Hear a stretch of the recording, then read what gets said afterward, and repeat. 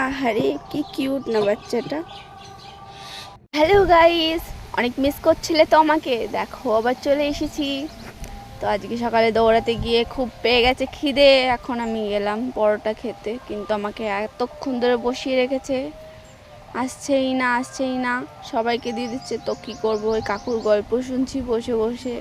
কাকু গল্প করছে, দেন আসলো খাবার অনেকক্ষণ পরে, তো খাচ্ছি।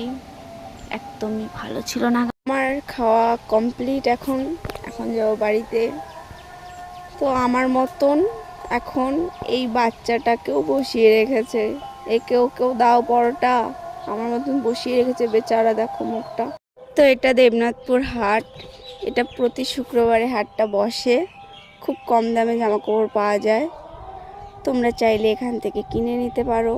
জানি জানি তোমরা আমাকে অনেক মিস করবে, আমিও তোমাদের মিস করব। দেখা হচ্ছে নেক্সট